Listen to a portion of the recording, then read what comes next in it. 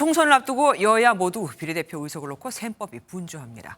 연동형을 유지하느냐, 과거 병립형으로 돌아가느냐를 놓고 특히 민주당 내부에서 의견이 엇갈리고 있는데 어떤 제도를 택하는지에 따라 비례 의석 수에 큰 차이가 날 수 있기 때문입니다. 먼저 민지수 기자의 설명 들어보시고 여야 선거제 논의 상황은 김순철 기자가 전해드리겠습니다. 7년 전 20대 총선까지 비례대표는 정당 득표율대로 배분하는 병립형이었습니다. 비례대표 47석을 정당 지지도에 따라 그 비율대로 나누어 가졌는데요. 그런데 지난 총선 때 준연동형 제도가 처음 도입이 됐습니다. 지역구 의석을 많이 받으면 그만큼 비례대표 의석을 덜 가져가도록 조정한 거죠. 거대 양당 입장에선 불리해지는데요. 그래서 위성 정당이라는 꼼수가 등장했습니다.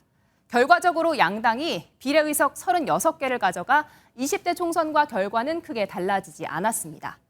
연동형 제도가 그대로 간다면 위성정당이 또 나올 수밖에 없다는 게 일반적인 전망입니다. 구체적으로 따져볼까요? 내년 총선 상황을 가정해봤습니다.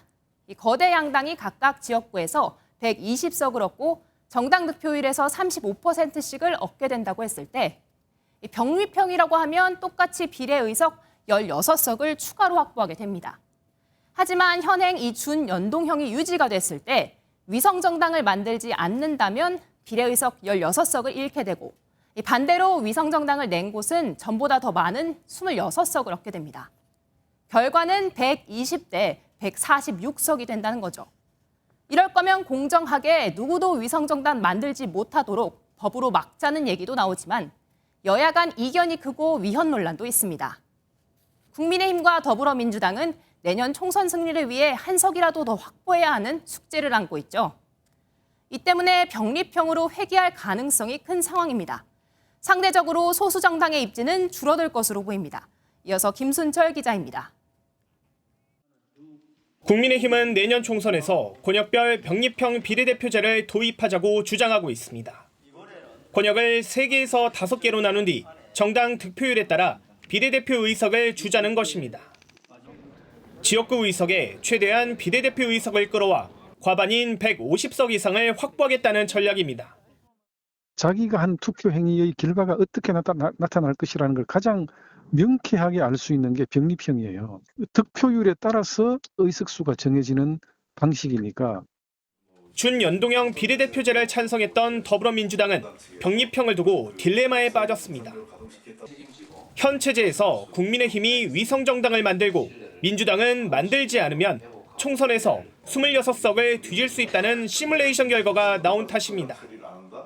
위성정당 없는 연동형 비례대표제를 대선 공약으로 내걸었던 이재명 대표 등 당 지도부와 친명계에서는 병립형 선택이 불가피하다는 점을 연일 강조하고 있습니다. 때로는 약속을 못 지키는 상황이 있을 수도 있습니다. 김대중 대통령께서도 옛날에 90년 5년에 대선 출마하실 때 정계복귀 다시 했잖아요.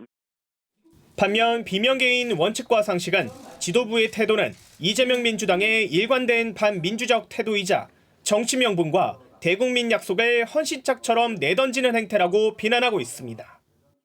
민주당은 오는 15일까지 위성정당 방지법 협상을 마무리하자고 촉구했는데 국민의힘은 선거제 입장부터 정리하라고 일축했습니다. MBN 뉴스 김순철입니다. 안녕하세요. 김주하입니다. 공정하고 신속한 MBN 뉴스, 유튜브를 통해서도 만나보실 수 있습니다.